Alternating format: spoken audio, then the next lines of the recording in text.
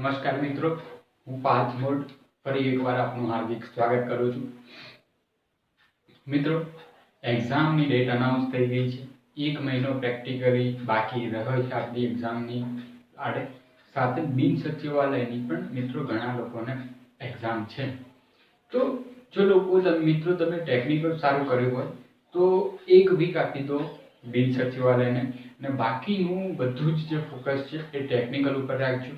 કારણ કે આપણી જે ટેકનિકલ ઓપરેટર અને વાયરલેસ પીએસઆઈની જે એક્ઝામ છે એ સંપૂર્ણપણે એનું સિલેક્શન 100% ટેકનિકલ સ્ટુડન્ટો જેનું સારું હશે એની થવાની શક્યતા વધુ છે. એવું તો નથી કે ભાઈ તમને ટેકનિકલ નહીં ફાવતું હોય તો તમારું સિલેક્શન નહીં થાય, પણ હા, વધુ શક્યતા એ સ્ટુડન્ટોની છે કે જેમનું ટેકનિકલ સારું છે. એસ્ટિમેટેડ કટ ઓફ મિત્રો હાલની સમય સંજોગોના જોતા લાગે છે 120 થી લઈને 140 વચ્ચેનું કટ ઓફ રહી શકે છે વાયરલેસ પીએસઆઈ માટે.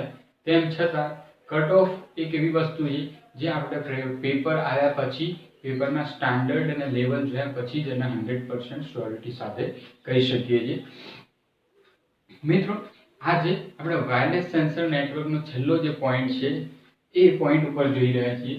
BLE, બ્લૂટૂથ અને UWB. ફૂલ ફોર્મ યાદ રાખવાનું છે. BLE શું છે? તો બ્લૂટૂથ લો એનર્જી. બ્લૂટૂથ એટલે આપણું કન્વેન્શનલ બ્લૂટૂથ જે આપણે યુઝ કરીએ છીએ એ, અને UWB એનું પૂરું નામ છે અલ્ટ્રા વાઇડ બેન્ડ. ઓકે મિત્રો, હવે પહેલા સમજી લઈએ કન્વેન્શનલ બ્લૂટૂથ અને BLE વચ્ચેનો ડિફરન્સ શું છે. તો કન્વેન્શનલ બ્લૂટૂથ છે એ હાઈ ડેટા રેટ એટલે કે વધુ સ્પીડથી કોમ્યુનિકેટ કરી શકે છે. એની પાવર કન્ઝપ્શન વધારે હોય. એક મિત્રો યાદ રાખવાની છે કે આ BLE લાવવાનું મેઇન રીઝન જ આ હતું કે લો પાવર યુઝ કરી અને બ્લૂટૂથને ડિઝાઇન કરી શકાય. આ BLE એ આનું એડવાન્સ વર્ઝન છે કે જે લો પાવર યુઝ થાય છે. આપણને વાયરલેસ સેન્સર નેટવર્કની અંદર એક વસ્તુ શીખ્યા હતા કે વાયરલેસ સેન્સર નેટવર્કનો મેઇન પર્પઝ જ એ છે કે ઓછા પાવરે વધુ સમય સુધી લાંબા અંતર સુધી કોમ્યુનિકેટ કરી શકીએ, તો એના માટે યુઝ કરવામાં આવે છે BLE. હવે તમને એમ થાય કે કન્વેન્શનલ બ્લૂટૂથ અને BLE કઈ જગ્યાએ જોવા મળે છે. તો લેટેસ્ટ મિત્રો જેટલા પણ ડિવાઇસીસ આવે છે, તમે ઘડિયાળ તમે હાલ જોતા હોય તો સ્માર્ટ વોચ છે જે તમારા મોબાઈલ સાથે કનેક્ટ થતી હોય છે. પછી હાલ તમે BP મોનિટર હોય છે જે રિમોટલી તમારો ડેટા કનેક્ટ કરે છે. સાથે સાથે તમે જુઓ તો ફિટનેસના ઘણા બધા ઇક્વિપમેન્ટ હોય છે જે હેન્ડવિયર જે હાથમાં પહેરી શકાય છે, સ્માર્ટ વોચ છે. આ બધી જ વસ્તુઓ જે છે એ BLE ઉપર ઓપરેટ થાય છે. એનું કોઈ એડવાન્સ વર્ઝન હોતું નથી. એનું એક જ કામ હોય છે. શું કામ હોય છે એનું? તો ખાલી બે વચ્ચે કોમ્યુનિકેટ કરવાનું. એટલે જે બ્લૂટૂથ છે એ હાઈ ડેટા રેટ ઉપર ઓપરેટ થાય છે, એની સ્પીડ વધારે હોય છે. સ્પીડ વધારે હોય છે તો પાવર કન્ઝપ્શન વધુ હોય છે. બ્લૂટૂથ 2 Mbps ની ઓપરેટિંગ સ્પીડ હોય છે અને એની રેન્જ હોય છે 10 મીટરની. મિત્રો, આ કન્વેન્શનલ બ્લૂટૂથ ની વાત થાય છે. સામાન્ય સાદું બ્લૂટૂથ છે. ઘણી વાર પૂછે છે કે સાદા બ્લૂટૂથની મેક્સિમમ ઓપરેટિંગ રેન્જ તો હશે મિત્રો 33 ફૂટ અથવા તો 10 મીટર. 33 ફીટ અથવા તો 10 મીટર આ મેક્સિમમ ઓપરેટિંગ સ્પીડ હશે, ઓપરેટિંગ રેન્જ હશે બ્લૂટૂથ ની અંદરની. હવે BLE ઉપર જઈએ તો BLE લો ડેટા રેટ ઉપર કામ કરે છે. લો ડેટા ઉપર કામ કરે છે એટલે પાવર કન્ઝપ્શન પણ એનું લો છે. લો પાવર કન્ઝપ્શન છે, મેં તમને શું કહ્યું હતું, અને સ્પીડ ઓછી હશે. કેટલા Mbps kbps ની સ્પીડ આવી ગઈ? 100 kbps ની સ્પીડ ઉપર કામ કરશે BLE, પણ એની રેન્જ વધારે છે. 250 મીટર એટલે કે દૂર સુધી ટ્રાવેલ કરી શકે છે. આની અંદર 40 ચેનલો ઓપરેટ થાય છે અને આ જે છે એની અંદર 70 ચેનલો ઓપરેટ કરી શકાય છે કન્વેન્શનલ બ્લૂટૂથ ની અંદર. તો આ મિત્રો કમ્પેરિઝન થઈ કન્વેન્શનલ બ્લૂટૂથ અને BLE ની. હવે આ જે બ્લૂટૂથ છે એક્ચ્યુઅલી શોધ કોને કરી હતી? તો એરિક્સન નામની કંપની હતી. બરાબર છે. આપણને ખબર છે કે વાયર ઇયરફોન પહેલા હોય તો સોની એરિક્સન એ કમ્બાઈન નામ વાપરીએ છીએ. એકચ્યુઅલી સોની અલગ છે ને એરિક્સન બે અલગ અલગ કંપની છે. તો આ એરિક્સન નામની કંપનીએ આઈ થિંક 1999 ની અંદર સાલ એકવાર કન્ફર્મ કરી લેજો આ બ્લૂટૂથ જે ટેકનોલોજીની શોધ કરી હતી. તો આ મિત્રો બેઝિક વાત થઈ બ્લૂટૂથ અને BLE વચ્ચેની. હવે UWB ની વાત કરીએ તો UWB છે અલ્ટ્રા વાઇડ બેન્ડ. લોકેશન શોધવા માટે કામ આવે છે. આ લેટેસ્ટ ટેકનોલોજી છે. એકચ્યુઅલી એને લાયસન્સ કરવામાં આવી હતી 2002 ની અંદર, પણ અત્યારે મિત્રો આઈફોનની જે લેટેસ્ટ આઈફોન 11, આઈફોન 12 છે, સેમસંગની ગેલેક્સી જે Z સિરીઝ છે, એ બધાની અંદર આ યુઝ કરવામાં આવી રહ્યું છે. M સિરીઝના મોબાઈલો છે, બરાબર છે.